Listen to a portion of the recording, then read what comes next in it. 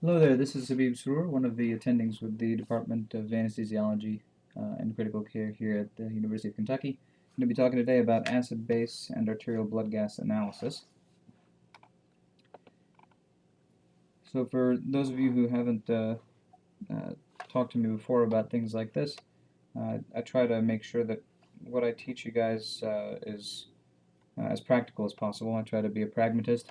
I think there's a lot that you can get out of books and especially primary sources about these kinds of things, and that it's probably best for you to do that part yourself.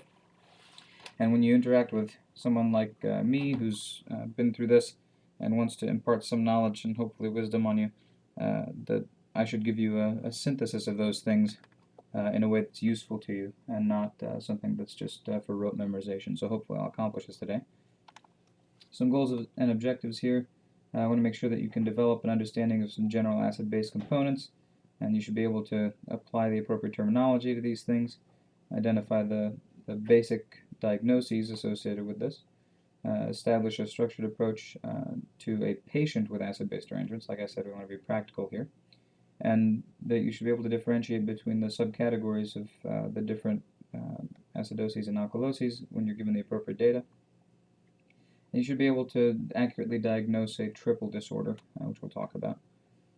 You should also be able to apply this knowledge to patient care. Think about what causes these derangements and what you should do to investigate them further and or treat them. So before I go on, I will say whenever you interact with me in person, not through a podcast, just let me know if you're interested, and I'll print you out the card that I have that I made many years ago when I was a medical student, that has all of these things in one single form that you can put in your pocket, keep in your pocket, and hopefully use on a day-to-day basis. All of that information is contained in this podcast, and you'll be able to see it. I would recommend that while you're doing this podcast, that you sit down with, pencil and a sheet of paper so that you can actually work out some of these problems as we go along, because that is probably the best way to learn it. So we'll start with a historical perspective here.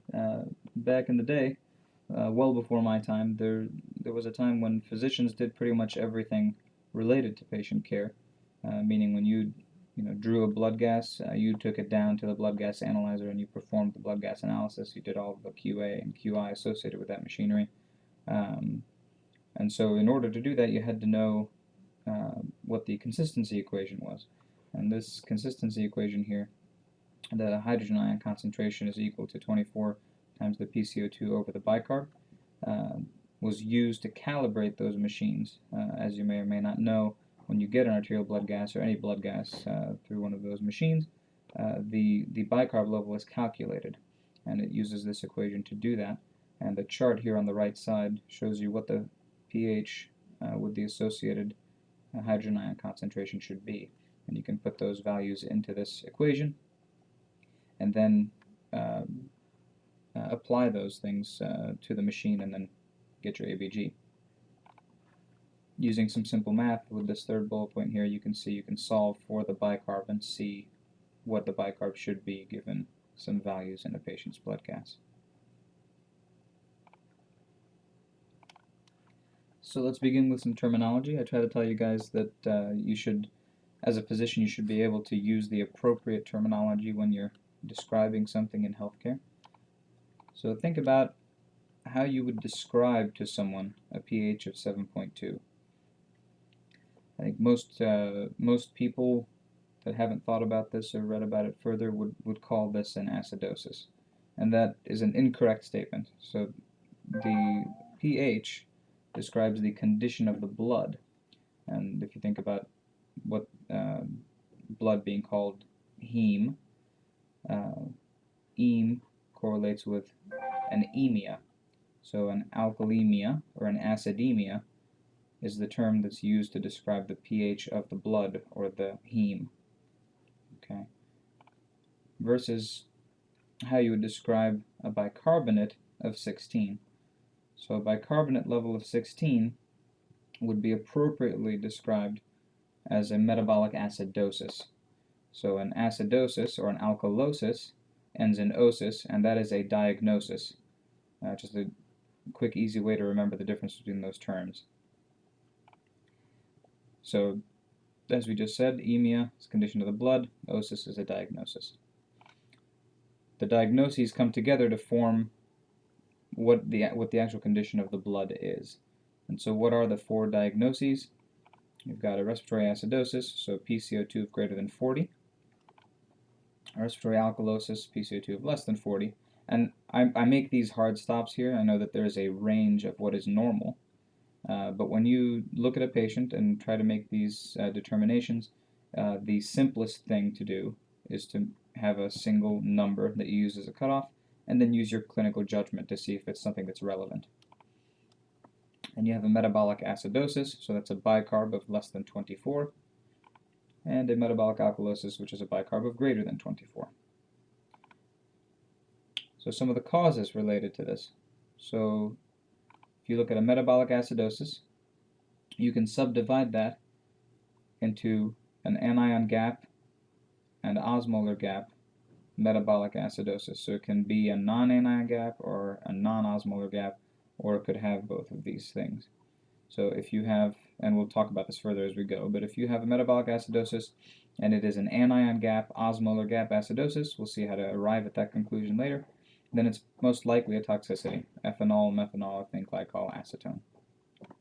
If you have an anion gap, non-osmolar gap metabolic acidosis, then you need to be thinking about things like lactate. So lactic acidosis is the most common thing that we as anesthesiologists will be looking for. Ketones, so ketoacidosis. Renal failure, so having accumulation of phosphorus, for example. Salicylates, or rhabdo. So I'm not a huge fan of acronyms, mostly because my brain doesn't work that way. If acronyms work well for you, then this is one that kind of is all-encompassing, gold mark here, and it shows what that stands for. But this applies to anion gap metabolic acidoses, and then you have to differentiate, sub-differentiate here whether it's an osmolar or non-osmolar gap acidosis, and we'll see what that means later. With a non-anion gap metabolic acidosis, you have things like diarrhea, renal tubular acidosis, pancreatic fistula, and diuretics like Diamox. And this is the HARD-UPS acronym here that shows that. On the metabolic alkalosis side, you have 2 subdivisions here, chloride responsive and chloride resistant. So if you have a chloride responsive metabolic alkalosis, again, we'll see what that means shortly. It's most likely something like emesis, aldosterone excess, or contraction alkalosis. So this is where the contraction alkalosis term falls, is a chloride responsive metabolic alkalosis. And you have a chloride resistant metabolic alkalosis caused by things like hyperkalemia, antacid use, and exogenous bicarbonate administration. On the respiratory side, the respiratory acidosis, you have things like COPD, myasthenia gravis, Pickwickian syndrome, hypercarbic or mixed respiratory failure. And then a respiratory alkalosis, you have anxiety, pyrexia, aspirin overdose, CVA, so having a stroke, mechanical ventilation, or ECMO, and this is important to consider in especially our critically ill patients, and pregnancy. And while I'm on the topic of critically ill patients, part of the problem with doing acid-base determination in the critically ill is that many of the phenomena in the body that allow compensation are not functional in the critically ill patient. They are on CRRT or some kind of renal replacement, so the kidneys aren't doing their job, or they're on the ventilator and we're doing that job for them. So a couple of rules with this algorithm, and what this algorithm is basically an amalgamation of a bunch of different things that I read when I was a medical student. I got really confused and wanted something that I could go through and be fairly confident that I would catch 95–99% of all the things that would be important to me, and so I tried to simplify it all and put it together. So here we're going to assume that nothing is compensation, so what we just talked about in the ICU. Okay, any derangement is probably a real derangement, unless you can go through and prove that it is not. As you go through the algorithm, you need to write down each diagnosis as you get it, and then at the end you put them all together and try and explain what the causes are. And then another rule is that the body generally does not overcompensate. Okay, so if your pH is 7.39, meaning it's on the acidemic side, that means that the primary problem is probably an acidosis, and the body is overcompensating with some sort of alkalosis to arrive at this pH. Versus if the pH is 7.41, it means the primary problem is probably an alkalosis, and it's the acidosis that is the compensation.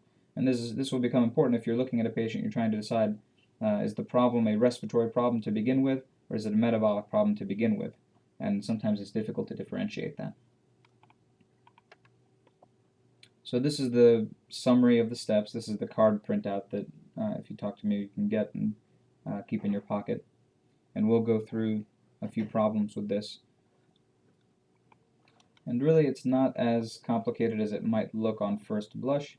There's a lot of abbreviations that are listed here just for simplicity's sake and so that it would fit on a card. And I'll go through it once here, and then we'll go through some problems where I would recommend that you have a piece of paper and a pencil so you can kind of go through it as we go. So first you identify the primary disorder, and that's the pH that we talked about. So the primary disorder is an alkalemia or an acidemia.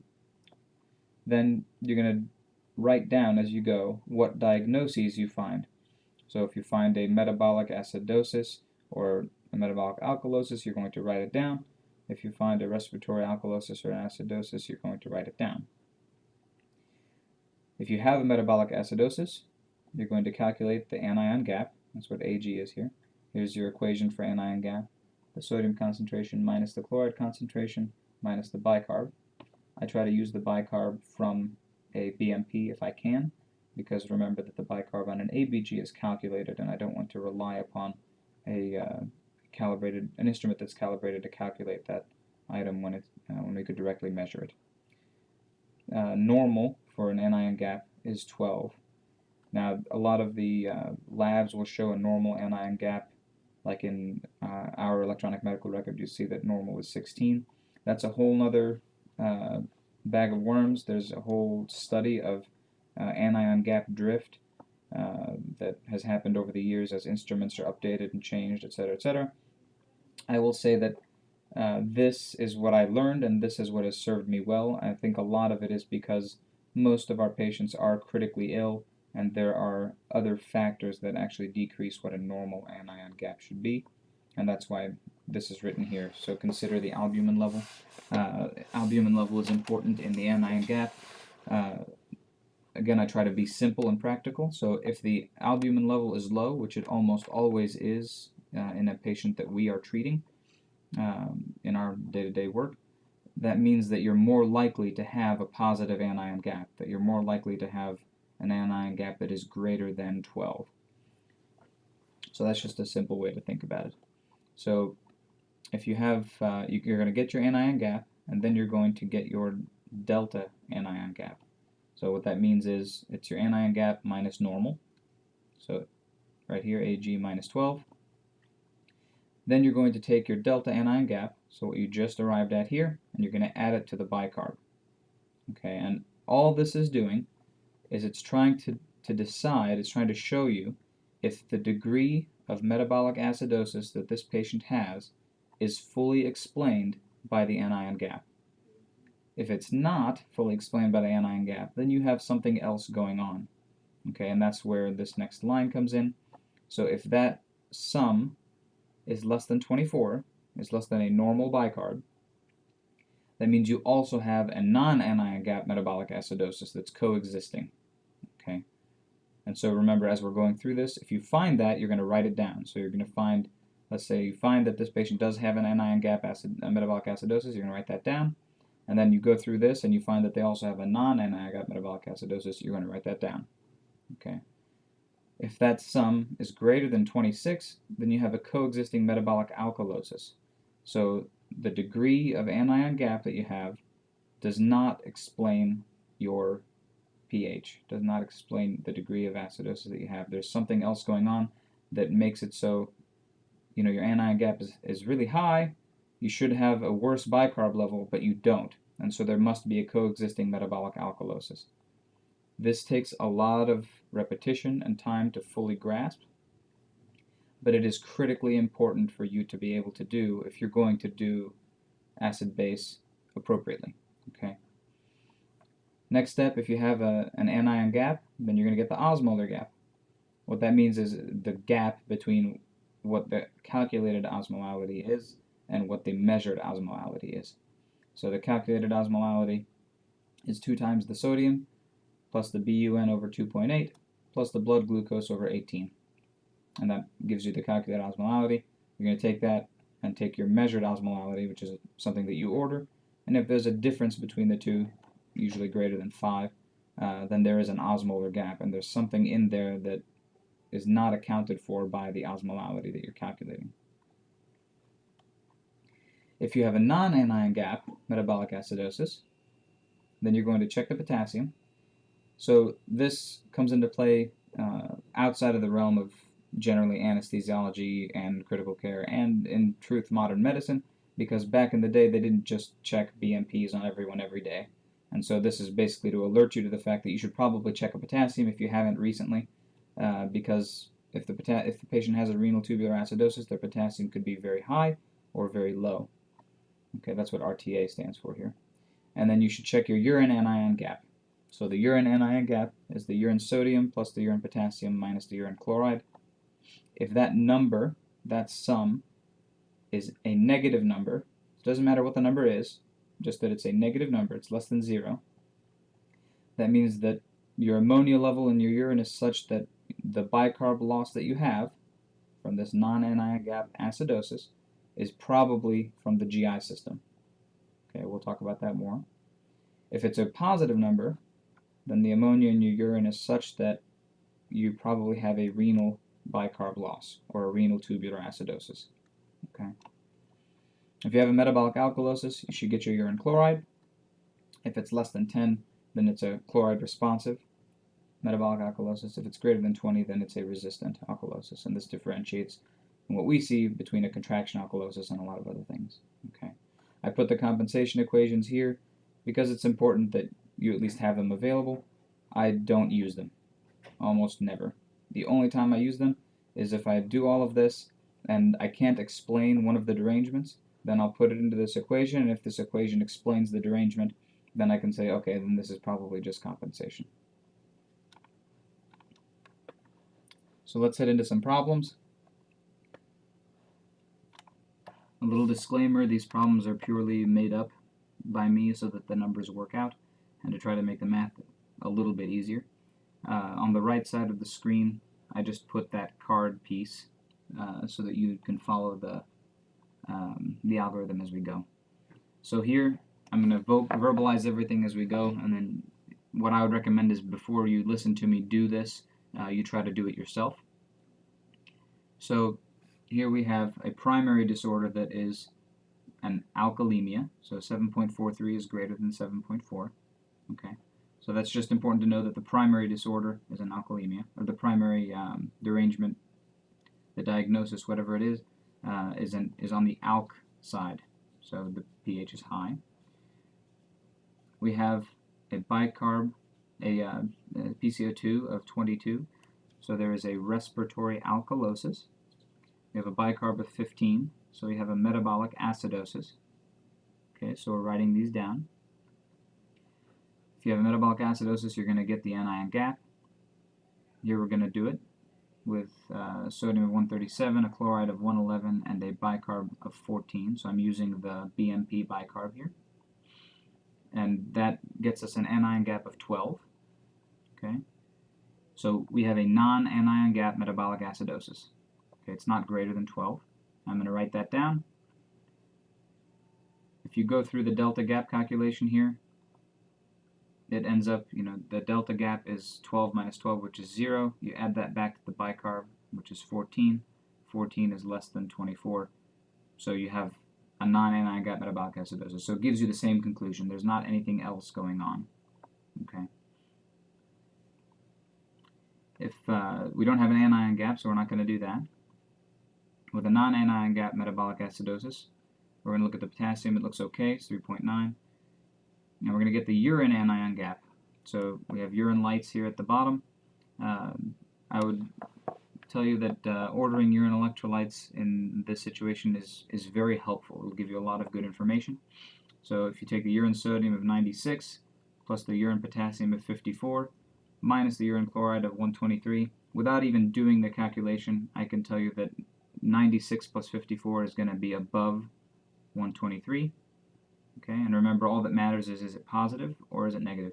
It's positive, it's greater than 0, so that means this patient probably has a renal tubular acidosis that is causing this metabolic acidosis. Okay, the respiratory component, if we put it through the compensation equation, probably shows some degree of compensation, but if you remember, the 7.43, it's an overcompensation from a respiratory standpoint, right? If the patient was hyperventilating just because of this metabolic acidosis, you'd probably see a 7.39 or something along those lines. So that means that the patient probably has some other component to this hyperventilation. They have some kind of primary hyperventilation problem. It's not just compensation. If you were to take an example of a real patient, probably this is a critically ill patient who's on the ventilator, who developed a renal tubular acidosis after some kind of renal injury, but they're on some kind of synchronized mode of ventilation where they're hyperventilating, but the ventilator is delivering full tidal volumes for every breath that they trigger, and so it looks like they're hyperventilating even more than they intend to. And that would be a situation, a clinical situation, where you'd arrive at this conclusion, and then you can address these things. So if they have a renal tubular acidosis, you could supplement their bicarb until it resolves and get them potentially off of the ventilator. Okay. Problem 2. So here we have a primary disorder that's an acidemia, meaning that the primary diagnosis is an acidosis. Okay. We have a respiratory alkalosis. We have a metabolic acidosis with a bicarb of 11. If you go through the next step with the anion gap, the anion gap is 20. If you take the sodium, the chloride, and the bicarb. The anion gap being 20 means that this is an anion gap metabolic acidosis, so we're writing that down. Then we're going to do our delta gap, so 20 minus 12 is 8. So the delta gap is 8. If you add that back to the bicarb is 12 here, so 8 plus 12 is 20. So here, 20 is less than 24. You have a second non-anion gap metabolic acidosis, so we're going to write that down. And what that means is the degree of acidosis, this bicarb of 12, it's not explained just by the anion gap. There are two different acidoses going on, one that is an anion gap metabolic acidosis and one that is a non-anion gap metabolic acidosis. Okay. If we have an anion gap metabolic acidosis, we're going to get the osmolar gap. So if we do that, we take the 2 times the sodium, BUN over 2.8, and the blood glucose over 18. You end up with a calculated osmolality of 294. The measured is 295, so there is no osmolar gap. So that's one conclusion here. I wrote in parentheses, when you're doing this problem, what if the serum osmolality that you measured was 315? That means that there is a serum osmolar gap. So when you go back, when you write these things down as you go along, you're going to go back to the causes of an anion gap metabolic acidosis. And in one situation, you're going to consider it a non-osmolar gap, and another, you're going to consider it an osmolar gap. And it's important to know which one it is so that you can go after the right thing to treat it. Okay? So next, if you have a non-anion gap metabolic acidosis, which we found here, so remember we're writing these down as we go, you're going to go through the potassium and you're going to go through the urine anion gap like we did in the previous problem. If you do that calculation with the urine electrolytes over here, the urine anion gap is negative. Okay, so that means that you probably have a GI cause. So you have a GI cause of a non-anion gap metabolic acidosis. If you kind of try to think of a clinical picture where this might be the case, probably this is a patient who has a high output fistula, a GI fistula, who has become hypovolemic and now has ischemia. So this lactate here is 10. Okay, so this patient has an anion gap metabolic acidosis caused by a lactate of 10 because of ischemia, but they also have a non-anion gap metabolic acidosis because of this high output fistula. And so to some degree, fixing this lactate and fixing the ischemia is not going to fix their entire problem. You're still going to have a low bicarb, they're still going to hyperventilate and potentially have a respiratory decline because they're trying to compensate for this low bicarb from something else. So it's key that these things go recognized, at least in some circumstances. Okay, so problem 3. Here you have the primary disorder. So here we have an acidemia with a 7.33. So the primary disorder is an acidosis. You have a respiratory alkalosis and a metabolic acidosis. So you're going to write those down. With the metabolic acidosis, we're going to get our anion gap. The anion gap is 29 if you do the calculations. So if you take 29 and you get your delta gap, that's 17. So that's 29 minus 12 is 17. You take that 17 and add it back to the bicarb. The bicarb is 13 here in the BMP. 17 plus 13 is 30. 30 is greater than 26 here. So you have a coexisting metabolic alkalosis. Okay, so this is a situation where you have an anion gap metabolic acidosis, and that anion gap does not, it's such a profound anion gap that you would expect that the bicarb would be lower than 13. But it's not. It's 13, so there's something else going on. There's a coexisting metabolic alkalosis that's bringing this bicarb up. Okay, that's another, so you should write down that you also have a metabolic alkalosis. Since you have an anion gap, you're going to get the osmolar gap. The calculated is 13, and the actual measured is, is 314, and the actual measured is 314, so there's no osmolar gap. Okay. The anion gap metabolic acidosis is probably a lactate. You get a lactate and it's 10. Okay. There are other causes, and you go back and look and see, ketoacidosis, something like that. You don't have a non-anion gap metabolic acidosis, so you can skip that part. But you do have a metabolic alkalosis, and your urine chloride here is 5, so it's a chloride responsive metabolic alkalosis, so probably a contraction. So one clinical situation here that you might have is a post-op patient that's being heavily diuresed and developed a contraction alkalosis and then develops a new ischemic gut because of the diuresis. They just don't have enough forward flow and perfusion to some part of a gut that has a watershed area, and so they have a profoundly ischemic gut, but despite the fact that they have such a high anion gap, they're not as bad as they could be because to begin with they had a metabolic alkalosis from the contraction.